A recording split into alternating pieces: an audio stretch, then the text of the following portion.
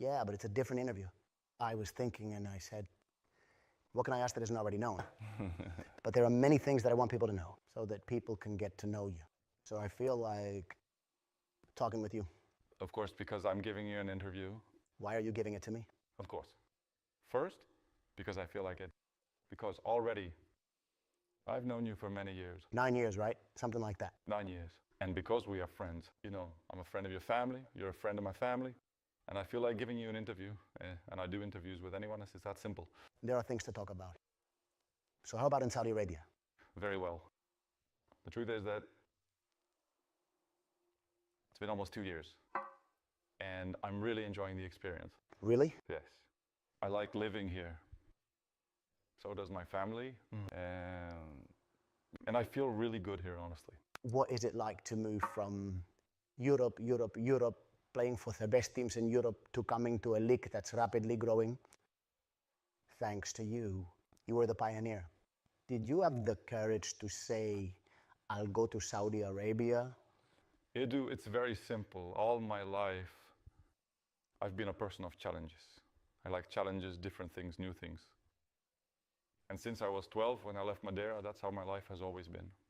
I'm not intimidated by big challenges. On the contrary, I like them.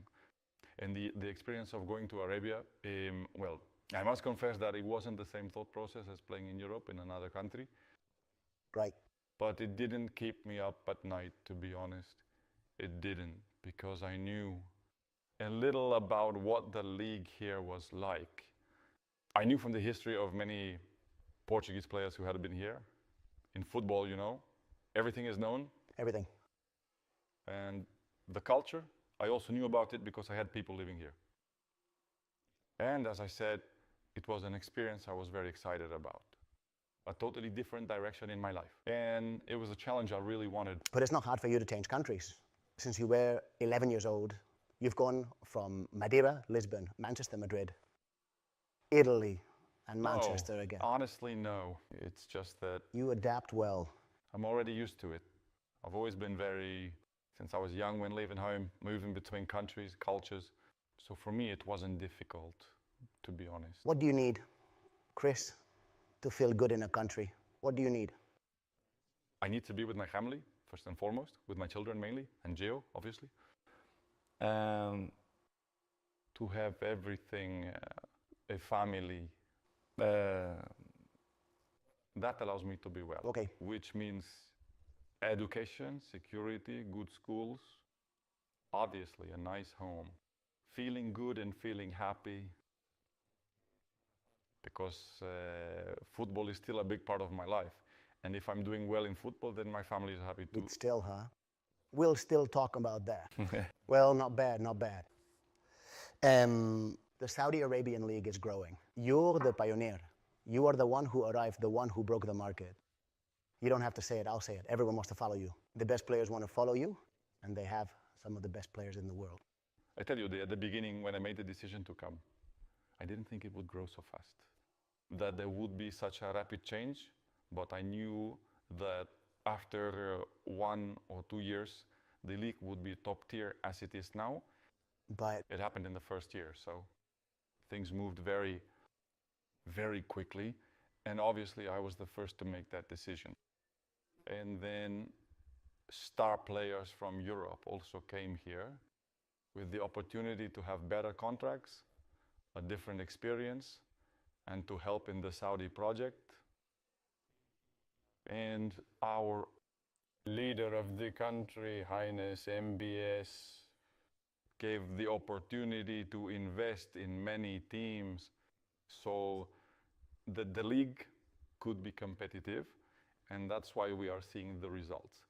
The league is growing very quickly. Do we have a different perception in Europe of what the actual level of Saudi Arabia is? People don't know. It's normal. When people don't know, they form opinions and talk too much. That's normal. Sometimes it makes me a bit sad because it's a completely different reality. When people talk about Saudi Arabia, when people talk about, for example, the United States, for example, I'm just giving you an example. The league in... The US league is worse than the Saudi league? Obviously. But since it is Saudi Arabia, I feel like it is underestimated a bit more, but I also know that the people who talk don't really know what they are saying, so I simply let it go. Because only those who play here, only those who are here, who are in it day by day, playing in the league, seeing the teams, can truly appreciate it. There's a perception in Europe, not from me because I come to Saudi Arabia a lot. I visit your house. I've gone to see Al Nassr matches and all that, but in Europe there's this perception that Arabs buy everything with money. That if Al Nassr wants Haaland and Mbappe, they just pay $1 billion and bring them over. It doesn't work like that. It doesn't work like that, and it won't work like that, in my opinion. Obviously, the financial power here is much greater than in Europe. That's a fact. But how does the recruitment process work? How many foreign players can a team have? Today, you can have 8 foreign players plus 2 under 23 players. Okay. And obviously, it's limited. Transfers are currently restricted. But there is always the possibility that one foreign player leaves and another comes in. That's why I believe that the league will go through a natural evolution process. And I think in the coming years, they might open up one more spot, then another. So there would be 9 or 10 foreign players? Foreigners, exactly. But there's another perspective. If you bring in more foreigners, then there are fewer spots for Saudi players. The Arab players. Which I don't completely agree with, because I believe that Arab players are very good players. But the education system we have in Europe is different. We have more foundational training than they do. Of course. And that's the difference. Because then you see a Saudi player who has a lot of potential. They are fast, they are agile, but that initial training background maybe. But that will develop over time. The infrastructure is improving. We are improving the academies. We are bringing in competent people from Europe to provide a different perspective, similar to what we have in Europe. And gradually things are evolving, not just the first teams, but also the youth academies. And increasingly younger people. Of course. The final, in your first year, Saudi clubs were signing players aged 35 or 36. Now, they are trying to bring in younger players. Maybe not the biggest that are stars, but players aged 25 or 26 offering good contracts, but also improving the league's level. That's what's happening. If you look at the last 15 signings, most of them are under 30. Or if you look at Al Nassr players, the ones we're discussing, the younger one. If you talk about, for example, Dalil Al, Savic, Mitrovic, Cancelo. Yes, they are not that old. Neves. Of course. All of them are under 30. They are not as old as you. Speaking of teams, they're not that old. You already have Al Ittihad, you already have Diaby, who are also young. So that idea of coming to Saudi Arabia just to retire is over. That was in the past. Right. Not anymore. Now we want a better league. A more competitive league, a league with a future.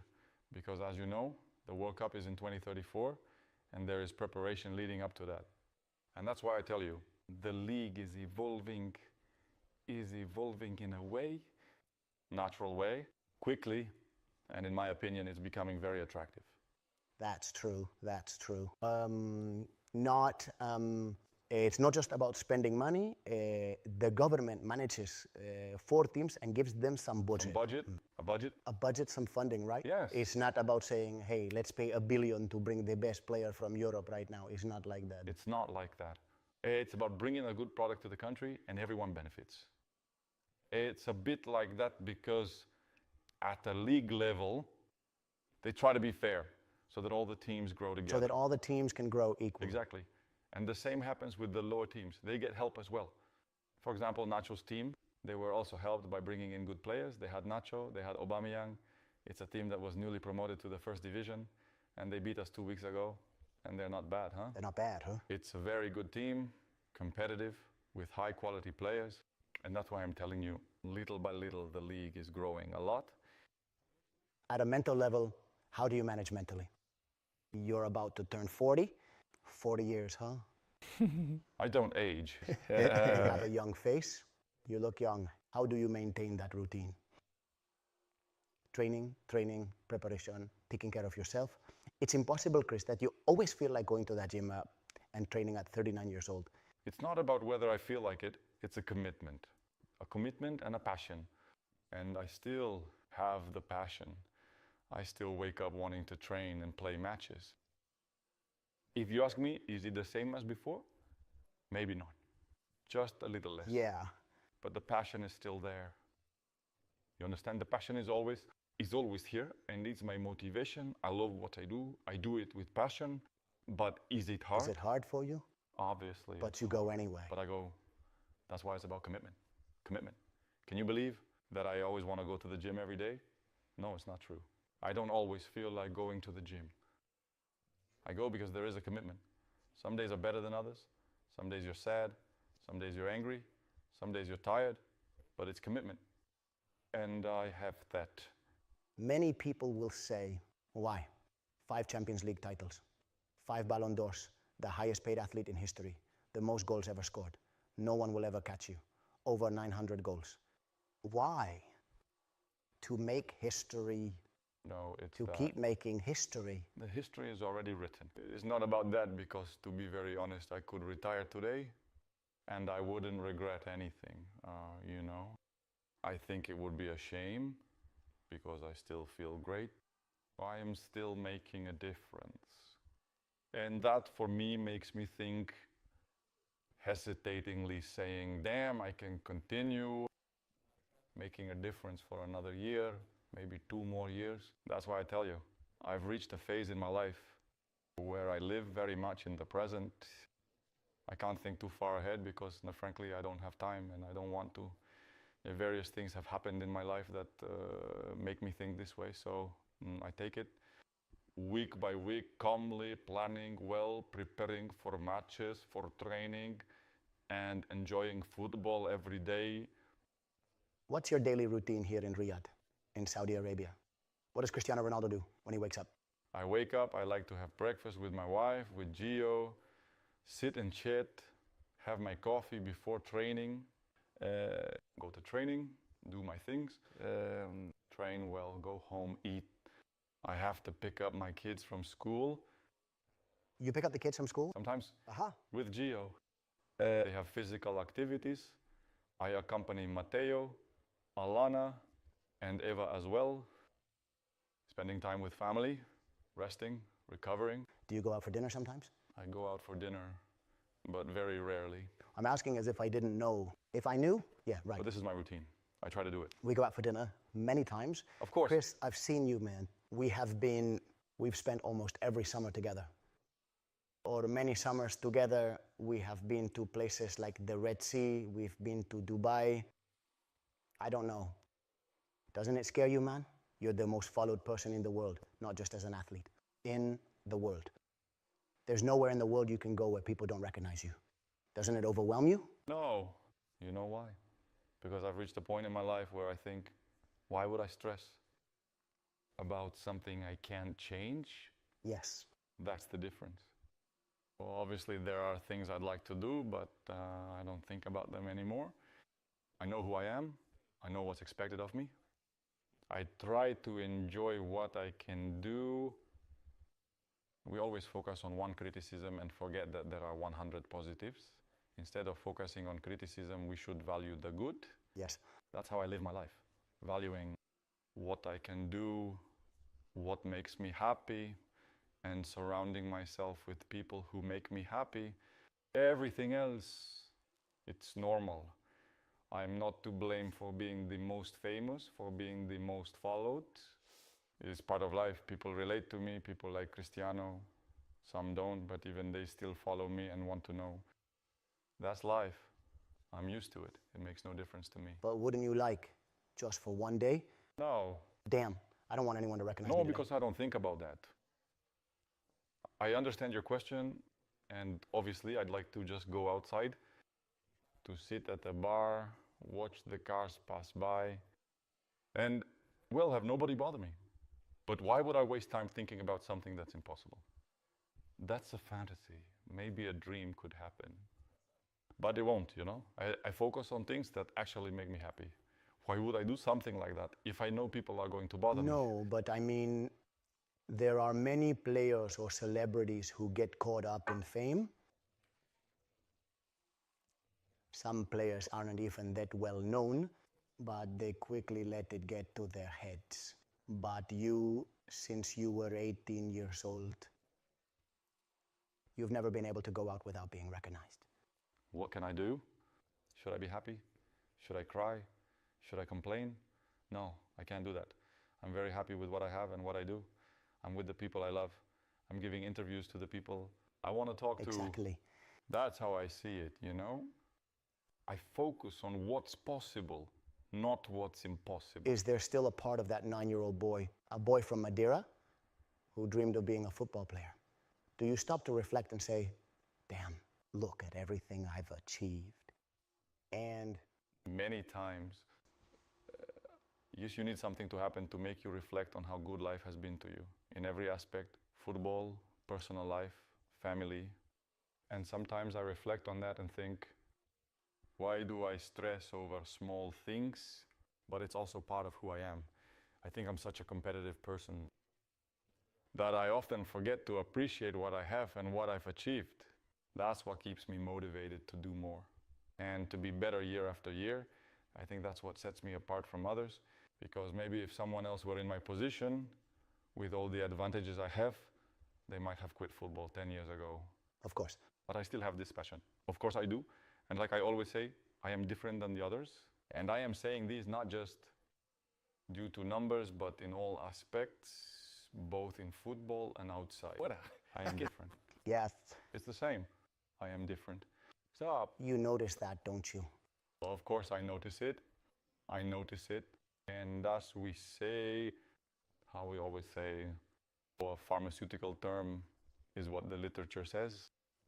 The literature doesn't lie. Numbers don't lie. That's why I don't need to boast. I mean, if I do boast, it's about something that is real.